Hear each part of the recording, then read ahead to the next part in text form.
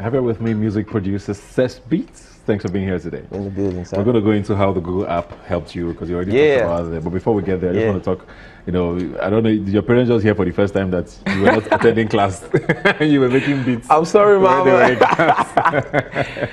how was that though? I mean, studying law and having a passion for music. How tough was that for you? I feel like my case is different because I'd always made music, right from when I was a kid. Like, I know people say this like a lot. It's kind of cliche when people say, "Oh, I started making music at." Literally, when there was I can remember when I was in primary school, I think primary 3 or something, we had career day, and they asked people, what do you want to be? People say, I want to be a lawyer, others say, I want to be a police. And they asked me, I said, I wanted to be Michael Jackson. Yeah, I think I was 6 or 7 at that time. Yeah. So that music had always been a part of me. I'd always wanted to Why make do you music. think that was? Is there a history in the family? Or is Nah, nothing? It's just, for me, I mean, I feel like I said, like I always say, I feel like that was the reason why I was created, really, to make music. So at what point did you now become production instead of being an artist? Yeah, I mean, I was an artist, but it was actually a business decision by me and my business partner, Alaji Popping. When we came into the industry like 4 years ago, like, we don't have the budget to push this artist thing. It's not really easy. People need to understand that like a lot of money goes into, you know, the brand, shooting the videos, you know, the studio sessions. We're like, so why don't we just start with production? You know, build a name for ourselves. You know, liars with people, try to see how you can build a brand, then from there see how that goes. So that was how the whole production thing started. It was supposed to just be like a means to an end. And then I just figured, wow.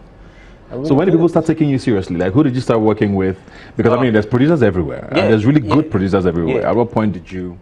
I was lucky to come into the industry and meet Fowls. Fowls was the first artist that I worked with when I entered the industry. And also at that point, he was a hungry artist trying to make a name for himself, a lawyer also. I was an hungry producer, like a hungry producer rather,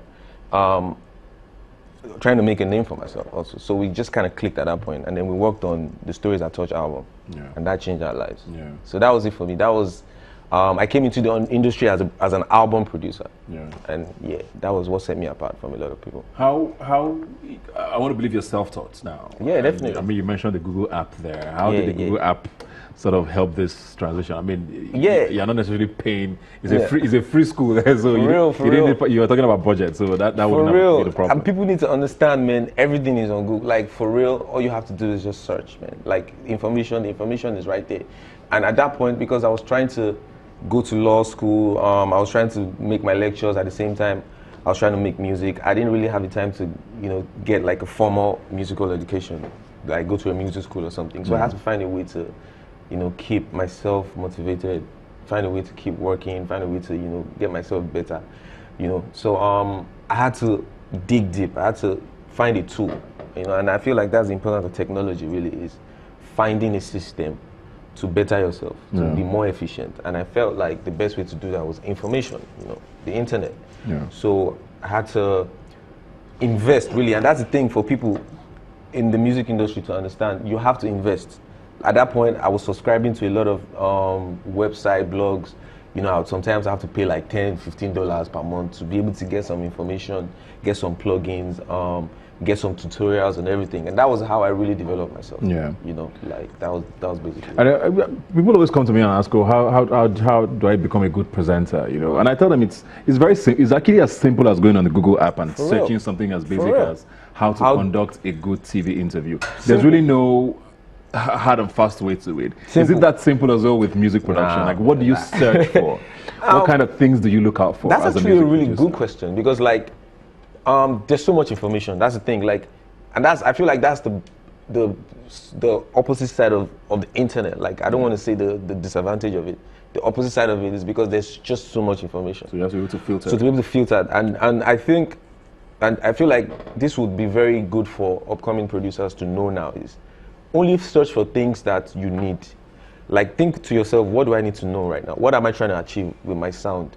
What are the tools that I need? What can help me achieve it? And then just search for that. So don't go out just how to be a good producer. Nah, that is so ambiguous. You have to be specific. Like, if you're having a problem with maybe your compression, or you're having a problem with your EQ, these are producer terms. Anyway, you're trying to show us more. You feel me? So like, you just have to be specific and be like, oh, I'm having this problem with my mix. How do I get it done? And once you can do that, you know, you build the knowledge from there, and it's a step-by-step thing. You can't just learn everything once. You need to, you know, pace yourself, and you know, an everyday thing. I've been doing this for 10 years. It's not joking stuff. That's good. I mean, and you've gone on to be very good at it. And you did the soundtrack for King of Boys, did you? King of Boys, which was a humongous movie. Yeah. How did you get that?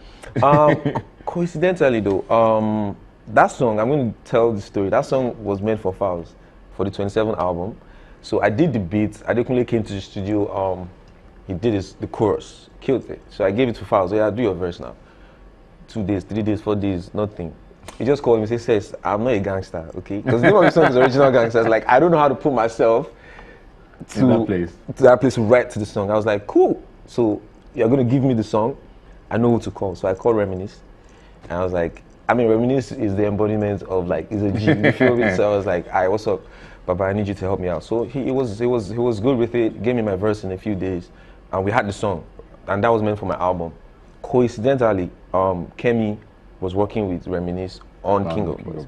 So it just clicked. I just told him, why don't you pitch this song to Kemi and see if it works for the movie? And since you're in the movie, see how it works. And then she heard it and she just fell in love with it. Like, wow, I really, really love the song. I really want to use it as a soundtrack. I was like, let's do it. And you worked on Chief Daddy as well, I believe. Yeah, the Famzy anthem. Yeah. None of you loved me last year, you feel me? Yeah. I mean, that's major. I mean, are you ever going back to being an artist? I am an artist. A full on. As a matter of fact, will you be primarily a producer always? Nah, my next new single as an artist is coming out in a couple of months. I'm very excited about it. That's a new chapter for me. I feel like last year I dropped an album called Omomuda, and the purpose for that album for me was to seal that producer aspect of myself. It was a statement for myself to say I've done so much for myself. All the relationships that I've been able to build as a producer. You know, I was able to work with a lot of people, Niniola, Fowls. No, Fowls was not on the album. Funny enough, my major guy, I didn't put him on the album. Suck it. So we're looking forward to your album, basically. So your new body of work. So I'm excited about what's coming, man. My song as an artist pretty soon. Yeah. Nice one, man. Thank you so much, man, with everything. No matter what career business you want to excel in, Google can help you fuel your hustle. I think that's the message we're passing. But I have a very important message.